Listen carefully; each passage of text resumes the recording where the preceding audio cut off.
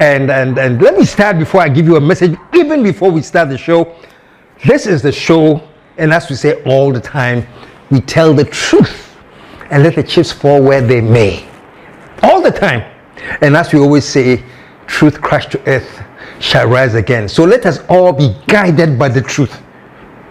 Truth. Let us stick by it. Let's not your friends had in the same cry, do flip-flopping with the truth.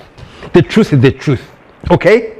And as I always say, and I always ask, what time is it? And you always answer, it's nation time. Thank you very much. It's nation time. And let me say this. I'm very, very, very happy when we check the analytics of viewers on YouTube. And we realize that the bulk of you are within the range of 30 to 44. The largest percentage are in that range, followed by somewhere from 44 and upwards. But the point is this. You are the next in line, folks. Those of you between the ages of 30 to 44, you are less in line to take over this country. And you have no idea how happy I am to know that you are my largest audience. Because we are preparing you all to take over this country, and we are preparing you to take over this country with the notion that Ghana first. So that was exciting me when I saw the analytics. The Gen Zs they are yet to come.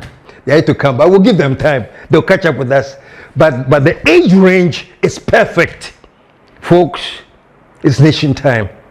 Because believe it or not, no matter how bad it looks, and yes, it does look bad, no matter how awful it feels, and yes, sometimes it does feel awful, trust me when I say this, that no matter what, this black star shall rise again. Yes, Ghana will rise again. So stick with the truth, folks. Stick with the truth. And the truth is no flip-flopping. Flip-flopping leads to petty partisan bickering. Let me start this way with petty partisan bickering.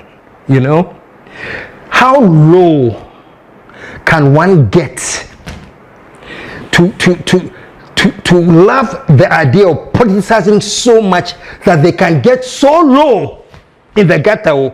I'm talking about gutter low, and not small low. There are different kinds of lows. Be a low kakra, be a low, say, be a gutter low, omuda gatam. How low can you get? I'm talking about gutter low for a responsible adult to politicize cholera. Does that make sense? No, sometimes I don't know whether I should feel sad, say this is complete lunacy, or I should just laugh it off and say, well, forget it. One day they will grow up and realize that they were practically stupid. How low, folks, can one get to politicize cholera? There's been a breakout of cholera in certain parts of Takrady, Western region, breakout of cholera. And I think long ago, even before the election, I did a show that I was talking about how Parliament should be talking about things that are urgent, like the breakout of cholera in certain areas long ago. Folks, look, as we speak now, you know what is happening in Takrady? Takrady Regional Hospital is reporting that they have over 1,000 cases of cholera. Do you know what causes cholera? It's filth. It's such filthiness, unhygienic things cause cholera. 2024 in Takrady, over 1,000 people have been hit by cholera. Listen to this.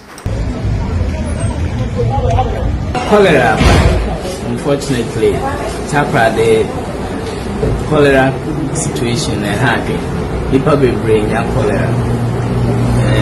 By counts, people do cholera about 1,000 at the moment, and 10 every. This is supposed to be a corridor where you have nursing station. This place is not supposed to keep patients, but because of the situation, we have to keep patients in chairs to manage them. 2024, 1,000 people, 10 are dead already from cholera. Cholera doesn't say, so I started in Taekwondo, I'll just stay here. It is going to spread. It is going to spread. And at this time, when you get into parliament, you are thinking about Navy for so many ships. Well, maybe you don't have ships. And yes, eventually we can get there. But I'm talking in terms of setting priorities. Are the ships our priority now that we should start thinking now? It doesn't make sense. We're looking at cholera as a national crisis. Cholera are breaking out in the country. It's a national crisis. That's where intelligent people of all shades, old, young, Ghana, Northerner, ever, whatever, that's why we all get together as Ghana. Actually, we have an outbreak of cholera in a certain region. How do we do it? How do we get the Ministry of Health? How do we do it? That's intelligence, folks. But we have people who are presumably lawyers, who are presumably very well educated, who can take something like cholera and make a partisan politics out of it. Do you know what I'm talking about? Listen to this. And all we are saying is that there is a cholera outbreak. Mr. Speaker, Nana Adodankwa Akufo-Addo does not come in this matter. Nana Adodankwa Akufo-Addo does not come in this matter. It is your government in office. Look at this. And this is a respected honorable to make such nonsensical statements. And this is not a partisan issue, man. This is not a partisan issue. Before I even go back to address this thing, let's quickly hear what the Minister of Health, how he responded to this. Listen to this. Mr. Speaker, I was exceedingly surprised when my own good friend, the minority leader, was trying hard to link the cholera outbreak with change of government.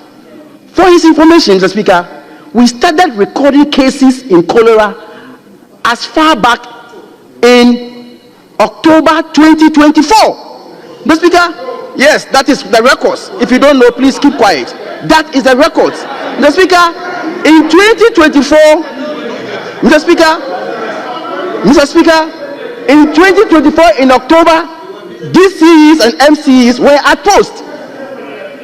But we recorded cases. And so let us not try to politicize the disease. Folks, should this be even an issue in Parliament to debate which regime has started cholera? Let us even assume, folks, let us even assume that because of the irresponsibility or the recklessness of a certain party, cholera has broken out. Let us even assume that, as illogical as it is, let us even assume that even if that happens, is that a time to apportion blame? Or is it a time to get your thinking hands together and think about how do you solve the problem? I don't understand this, folks. You know, when I come and sit here and I say nation time, and these days I always add that nation time cannot just be a slogan. All it means is that nation time has to do with our thinking, has to do with how we act, how we talk, how we behave, and how we come together as a collective to build this nation. Now, I'm not being idealistic. There are some people who will never be a part of nation building because in their DNA, they are nation wreckers. Nation wrecker, the tree is on my buffo. They wreck the nation. And let me say this, as sad as it sounds, there are 7 people who have it in their DNA to wreck the nation. And whatever you do, all the agenda is that let's wreck this nation and be free because the people I want are not in power. On my buffo, nation wreckers. Please, so I am aware, as I talk about nation building, I'm aware that we have nation wreckers who will oppose oppose and agitate and fight me against all this. But I'm saying, regardless of all that, for once, those of us who want to build this nation will stand strong and firm and make sure that we win. Ghana will rise again, no matter what, folks. No matter what. No matter what. Thank you, folks. So, folks, by our actions and by our deeds, we should be moving forward, though. We are in deep crisis. You know, some of you don't remember, but when they were having during the campaign, I had a series called Advice. You know, I think I gave a free advice to Baumia. I think I gave free advice to Mahama. I think, I don't know, Semima Alambiaminkai, you know, cheddar and things, right? And the crux of my advice was that I know we are campaigning. I know we are campaigning for political power. And I know that what makes the campaign for political power sweet is the kind of promises that you attach to it. So my general caution to all politicians is be careful what you promise, for you do not know what you will inherit. I say that too. Be careful what you promise, because you do not know what you inherit, you know. And I was saying this, that the state of Ghana, I think I did one of the programs that I said the true state of the nation. Whichever program it was way back then. And I said the true state of the nation is that Ghana is in the gutter. Ghana is in the gutter. And if we understand the true state of the nation, we have to understand that, Charlie, even before we start building ourselves up as a nation, we have to get out of the gutter. Let me give you a comparison. And this one, my memory works some amazing ways sometimes. Way long ago. Long ago. I think that was, oh my goodness, back in 79 when Rawlings took over power. way back ago, you know. Rawlings was a buga, he's a Suya man. But he has some very interesting and acute things that he said. He said Ghana was like a train. It is on its track, but it's going backwards, to fall, to crash, right? And what he said his revolution was doing is that he has to first of all get into the train and stop it from falling. And when he has been able to stabilize the train from falling, then he will start moving up. I mean, this was something he said I picked up so long ago. I don't think if he was alive, he would remember having said that. But why am I saying this? That the state of Ghana now is like that too. We are like in a runaway train that was spiraling downwards. And the reason that we were all here campaigning that things must change, things must not continue to go on the way it's going, is because the way it was going, we were spiraling downwards. So far for me, what we are seeing now with the change is that we have tried to stop the train from spiraling downwards. Now, how do we bring it back up? That's a challenge for me and you. And this challenge is not a partisan challenge. I know that the NDC is in power now, but it's not a challenge for the NDC. It is a challenge for Ghanaians, that our nation was sinking. Thankfully, we all voted massively to stop it from sinking. So we have held it at bay from sinking. Now what? How do we bring it back up? And folks, to bring it back up calls for collective thinking of how we can bring it up. Not blaming.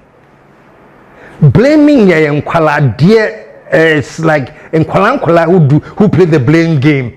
But that didn't do it. And then back and forth. Blame game is for children. So for crying out loud, can our so-called honorables stop playing the blame game? To play the blame game to the extent cry, say, Colera cry, you have to blame. That is despicable, that is disgusting, and that is disgraceful. I hope that the youth, those of you in that age bracket that are listening, when you do get a chance to take over this country, you steer away from that crap, because that's the crap that is letting this country sink. Okay? Flip-flopping.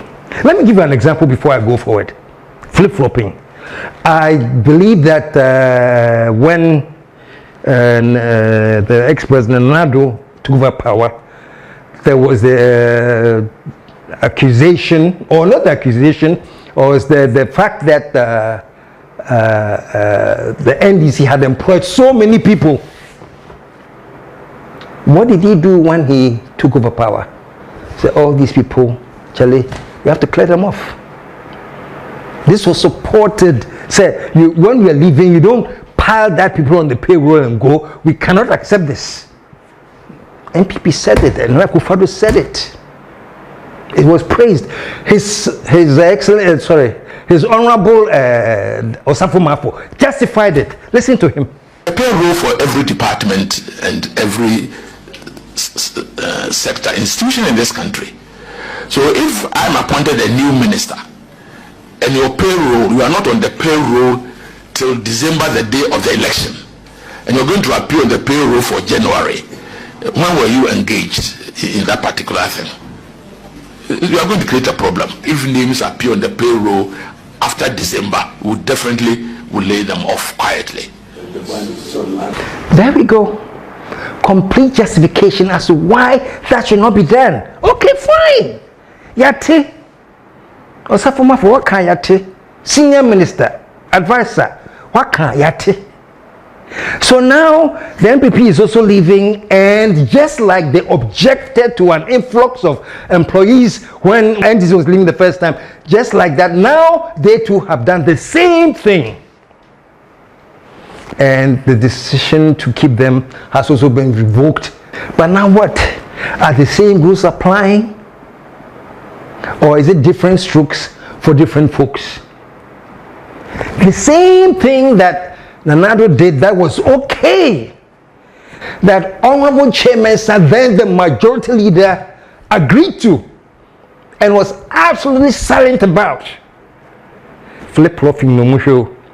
Now Mahama has come, a certain thing, a certain similarity has developed, and hear what now Chairman is saying.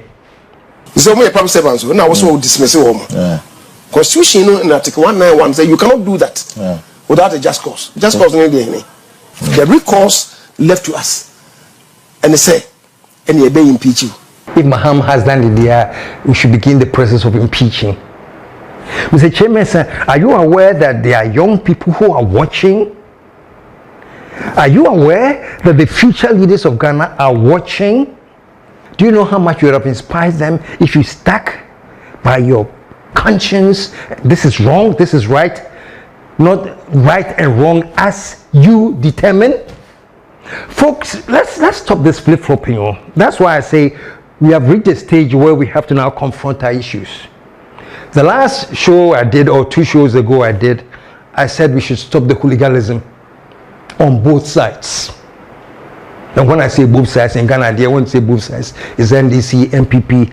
I talked very, very vehemently that we should really get to the point where we abandon this hooliganism when somebody takes over power. All this crap happens. So I am saying this, that it's not an issue I haven't addressed. But what I don't understand, or what I can't stand, is a good. Abai the Techini is very good, so you use that stick to beat Techi. But when it comes to bar, no, it's a different rule. Different strokes for different folks. Folks, that cannot continue to happen. And even with the revocation, I think the minister said, look, if you came through the right channel. And what is the right channel? The right channel was that the job was advertised. You saw the job as being advertised, that there's a vacant situation.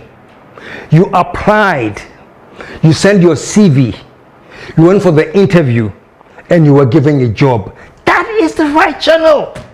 The Speaker, we in the Ministry of Health have not revoked any health workers' appointment.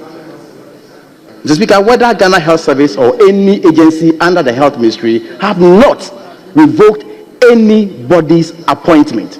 Mr. Speaker, I therefore put it on record that any health professional who has gone through the right processes, who is covered by the clearance which ended on 31st December 2024 and has been posted, will never be sacked. And this is a house of record. So far as I'm concerned, what the headmaster is saying, that all those who went through that right channel, there is no way they can revoke their employment. And I agree, unless he's lying. And when he's lying there, I can't agree with any lies. But the right channel can only be that, number one, there's going to be a posting that there's a situation vacant. So apply. That's the first thing. The second thing is that people are going to apply for the position. And those who apply will go for an interview. And out of those who go for an interview, some will be selected and then they will be offered a job. And the headmaster said, if I've gone through that channel, there's no way they can revoke. But folks, if you bypass the channel and you're in there because your uncle called your cousin's brother's wife who was connected to somebody, and so you got in that way, then you have been revoked. Wait, what is so about this? And I said that in my last broadcast when I talked about hooliganism. Let's just get the channel right. Folks, it's that simple. And anybody who doesn't think it's simple is because their minds have been, I don't know, you know. But Minkwande is very simple. The job has been advertised, apply, Nakoche, Koya interview. And the minister says, so if I have the right channel there, it will not be revoked. So if you know anybody who has gone through the right channel and has been revoked, then you have some grounds. But if you don't, but you're just assuming, then please, let us all try and move forward, man. Because like I said, folks, the train was spiraling downwards and people have tried to stop it. Before I even go there, it's not only Oche Mesa who has made an issue of this employment being revoked. I think Baumia has also something to say. I think Baumia says something to the fact that to stop revoking the employment of others and create new jobs. That is also very funny, knowing that you yourself was vice president of a past government that did the same revocation, and after 8 years, what new job did you create? What new job did you create?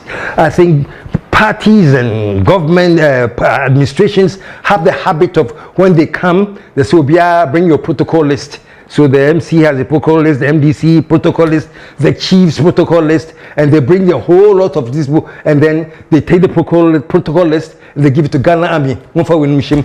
Ghana Police, do this. Immigration, do this.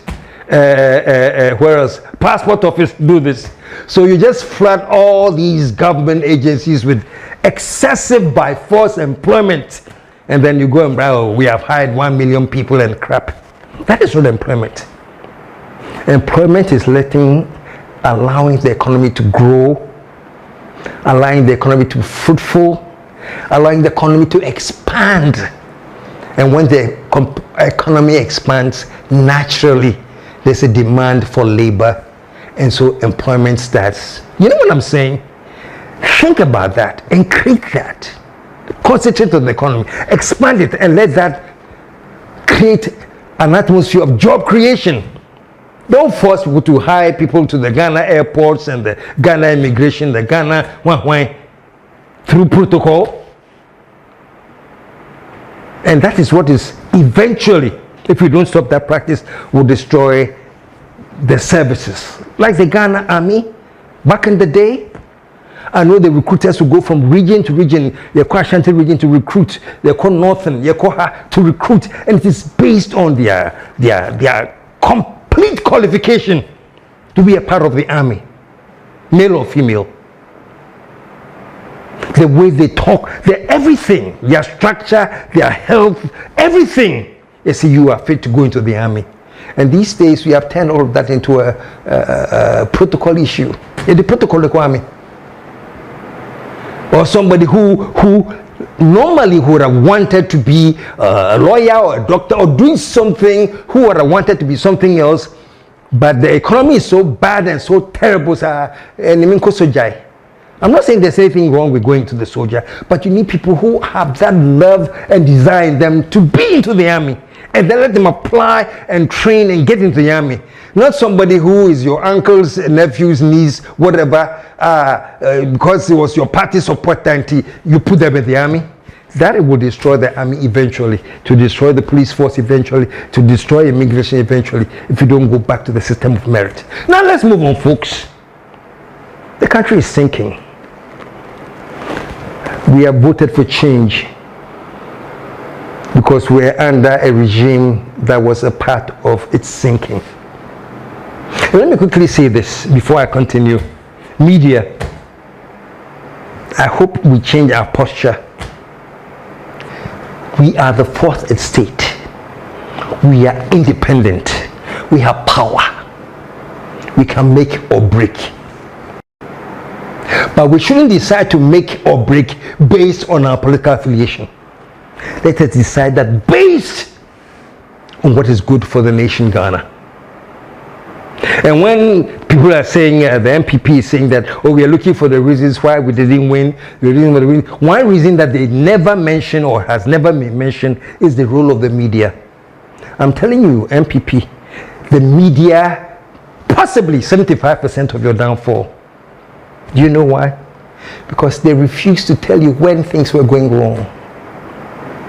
When things were the pits and things were really bad, they said, oh no, everything is fine. And they praised you and they flowered you with praises. And it's like tickling yourself and laughing. You also believed it. You have forgotten that you were the ones who had paid the media to say that. And so when they said that, you had forgotten to say, oh, but you see what the media is saying is true. This is so media. We are responsible for the downfall of the MPP. Not responsible, but we have a role to play because we could not be objective enough to let the president, ex-president, know, say, Master, you have gone wrong here. No, this is all great, flowery. No matter what, we will find a way to defend. But that's another topic for another time. Let's move on. So based on the media and things, that's why I'm saying that we have another chance now to do better. Let's do better. Because now, you see that the tide has changed. I said on my program so the other time, said we have been to the IMF 17 times. And anybody who can go to the IMF to borrow 17 times, there is something wrong with you. Sit down and think and find out what is wrong with you. Because if you repeat the same mistakes, chances are that you're going to produce the same results. So whatever the mistakes that we have as a people, your committee for 17 years that we keep going to the IMF, no, we are still doing it. And that is why the last time we went to the IMF, some of us said, we are probably looking forward to the 18th time. Why? Because we keep doing the same mistakes. And as I said in the last episode that I did, this is what Nkrumah pointed out when he wrote, neo-colonialism, the last stage of imperialism. That's what Nkrumah meant. You see, you have gone to the IMF to beg. You don't know it's part of the imperialist agenda that will keep you in bondage. Forget about how the IMF, oh, Ghana is doing great, we are here to support Ghana, and all the florid language, oh, Ghana is doing good, and then they praise the leaders who signed their contracts and oh, you're doing good. Why? Because in Nkrumah, they want to keep you in bondage, but you don't know. You think they are trying to help you. And as of now, from the last time we went to the IMF to go and get the loan, well, things will come out. See how much of the loan we have been able to pay. We are still being held bondage. We are still being held bondage by the loan. Probably another loan is what is going to rescue us from the loan. What if you take a loan to pay off a loan and be more indebted? So, Charlie, let me not lose focus. I'm talking about where we are now. And I'm glad that Mahama has met with the labor people and he has told them in their faces, let me tell you, Ghana is a crime scene. What a description. James says Ghana is a crime scene. One thing that is a cardinal principle for us is to tell the truth at all times. We all knew the economy was in crisis, but some of the things I'm discovering myself, I mean, it's been a criminal handling of our economy. And Ghana is a crime scene, actually, because how a government can have been so reckless, I cannot understand. He says he has never seen this level of criminal economic destruction of a country. Even when he was outside and he was campaigning and making all the noises, not one aware, no matter how bad he thought things were, getting into it and now looking at it face to face, no, he now knows the depths to which we have sunk as a nation. That's why I'm saying that now, dear, let us forget the partisan bullcrap. The nation has sunk. Me and you, how can we get together and lift it? And those and don't allow those people who think mediocrity to start apportioning blame. Oh, please, Mutana, Colera, and that kind of crap. It will not take this country anywhere. Mahama, I'm glad he has got close to the mess and he's saying this. You haven't seen anything yet, folks. Some of us, we are privy to so many things, but we are very guarded in a way we have to put things out there. But let me tell you, folks, directly, we haven't seen anything yet. In Chi, they say it's only when the frog dies that you can find out the true length. In Chi, it's a point in we are now going to see how bad the situation is. It's not easy. It is not easy. You know, all this talk about, oh, we are going to bring in the e-levy, and because of the e-levy, we probably do not even have to go to the IMF. When we bring in the e-levy came, we still went to the IMF, and things are starting to happen. Folks, me, I'm not a prophet of doom and gloom. I'm just a prophet to assure you that brace yourself for tough times ahead. Brace yourself. You know, when Mahama was talking about Ghana as a crime scene, that is really, how do you call it, putting it very, very mildly. I like somebody wrote a comment when Mahama said Ghana is a crime scene. He says, if Ghana is a crime scene, then arrest the criminals. Celebrate yourself. Because where we are, it will come out. Mahama has no option but to ask for sacrifices from all of us, because where we are, we need the sacrifices to survive as a nation. Even we ourselves in Office of Government Machinery cuts as much of our budget as you like, because we all must make those sacrifices. A certain distrust of the political class has arisen, because it's like when everybody else is tightening their belts, the political class is loosening its belts. But I want to assure you that we're all going to tighten our belts, and there will be no wasteful expenditure. We can't do anything without sacrificing. For somebody who is a president of the country to declare the country a crime scene. We all knew the economy was in crisis, but some of the things I'm discovering myself, I mean, it's been a criminal handling of our economy. And Ghana is a crime scene, actually, because how a government can have been so reckless, I cannot understand. You sit down, embrace yourself. Embrace yourself. So, media, in everything that I'm talking about, embrace yourself and everything, somehow deep inside me, I believe that we are going to brace ourselves to withstand the turbulence that is ahead. We have to. We don't have a choice. So what choice do you have? We have to brace ourselves to withstand the turbulence that is ahead. And trust me, when we get together as a people, united under a vision, say we want to lift this country up, we will survive the turbulence.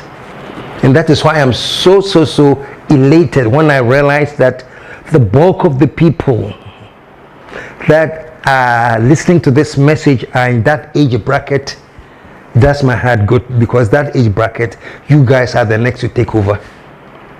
And you have to take over with the new mindset, not this outmoded, clumsy, colonial idea of partisan. Not this idea of, even when there's an outbreak of illness, we have to apportion blame to a certain political party. That is craziness. That is outrageous. Marking, please, let me end on this quickly. You know, those of you who read the Bible, the sad thing is that most of you say, Charlie, oh, me can't Bible, they take it literally the same way. Dito. Not just the Bible, the Quran. You take it dito. You know, why am I saying this? I'm saying this because those of you who read the Bible, or if you don't read the Bible, there's this very popular verse from Paul. It says, when I was a child, I spoke like a child. I reasoned like a child. I behaved like a child. But it says, now I'm a man, so I speak like a man, I reason like a man, I behave like a man. End of discussion. All that Paul was saying was that he's evolving as a human being. And when you evolve, you move from your certain state of infancy in thinking to a more mature outlook in life. You become more critical in thinking. And me, when I was a boy, and I spoke like a boy, and unfortunately, most of us are still like boys and girls. When we were boys and girls, we spoke like boys and girls. We grew up to be 16, 17 years old, we're still speaking as boys and girls. Some of us are now old men in our 60s and 60s and 70s. We all start thinking, we all still think and speak like boys and girls. We are not growing. That's how you are. Grow up. One day, wake up and realize, say, oh wow, this is Ghana. This is not about MPP. This is not about NDC. This is Ghana. And I'm part of the administration that sank Ghana into the pit.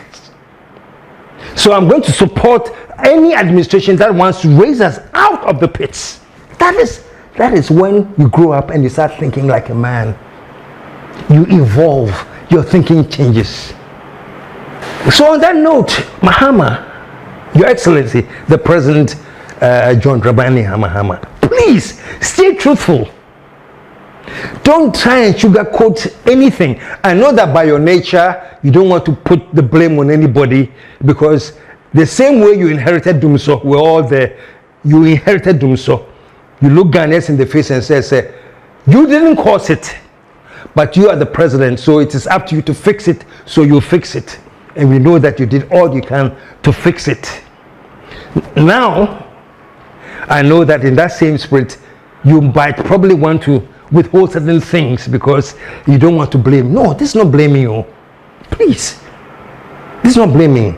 President Mahama, let Ghanaians understand the true nature of what you have inherited. And normally, to forestall blackouts because of the loss of almost 2,000 megawatts of power, we have to make provision for fuel. And this is light crude oil, heavy fuel oil, and distillate fuel. Unfortunately, enough provision was not made for this eventuality. When the fuel arrives, it takes time to import it, 3 weeks to place an order and get it delivered.